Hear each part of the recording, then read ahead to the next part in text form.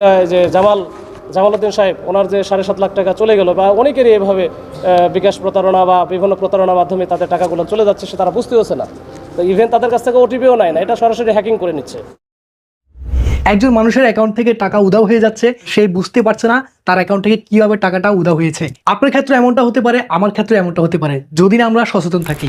প্রতারকরা আগে যারা রাস্তাঘাটে প্রতারণা করতো, তারা এখন অনলাইনে প্রতারণা করছে। বিভিন্ন সময় আপনাকে কল দিয়ে বলতেছে, আপনার অ্যাকাউন্টে আমি ভুল করে এত টাকা পাঠিয়ে দিয়েছি, আপনি সেই টাকা যোগ করে আমাকে এই সংখ্যাটা বলেন। প্রতারকরা এই ধরনের বিভিন্ন রকমের ফাঁদ পেদে আপনাকে তাদের ওই ফাঁদের মধ্যে ফেলবে, যেটা আপনি কখনোই বুঝতে পারবেন না। অনেক সময় দেখা গেছে ফেসবুক কিংবা ইউটিউবে আমরা বিভিন্ন লিঙ্ক পাই, যেগুলোতে অনেক লোভনীয় অফার থাকে। আপনি এত টাকা জিতেছেন, 5 জনকে শেয়ার করুন, 10 জনকে শেয়ার করুন, তাহলে আপনি এই পরিমাণ টাকা পেয়ে যাবেন।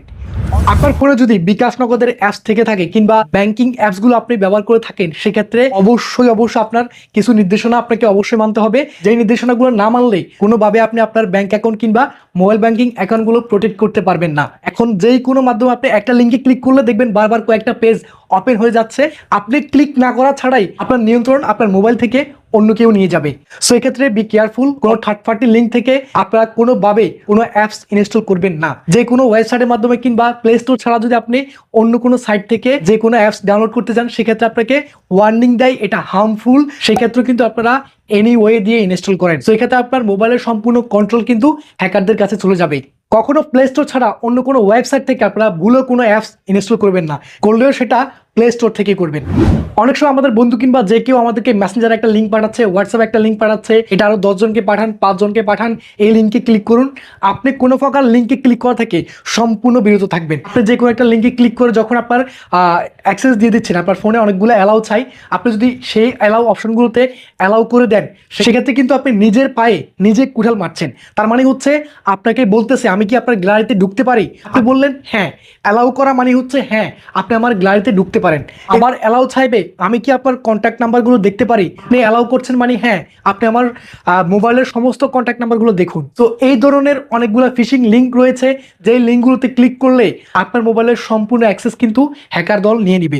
এরপর আপনি যখন আপনার বিকাশে কিংবা আপনার ব্যাংকে লগ ইন করবেন, সেক্ষেত্রে তারা সেটাকে রেকর্ড করে রাখবে আপনার স্ক্রিনে কি হচ্ছে। ইভেন কি তারা চাইলে আপনাকে ক্যামেরাতেও দেখতে পারে, ব্যাক ক্যামেরা ফ্রন্ট ক্যামেরাতে দেখতে পারে আপনার বর্তমান অবস্থান কি। আপনাকে যখন তারা ব্যাক ক্যামেরা কিংবা ফ্রন্ট ক্যামেরাতে দেখবে, সেক্ষেত্রে আপনি লক্ষ্য করবেন আপনার মোবাইলের যে কোনো একটা কর্নারে দেখতে পারবেন যে ছোট্ট একটা গ্রিন লাইট জ্বলবে, যে লাইটটার মাধ্যমে বুঝতে পারবেন যে আপনার ক্যামেরার অ্যাক্সেস অন্য কেউ নিয়ে নিয়েছে।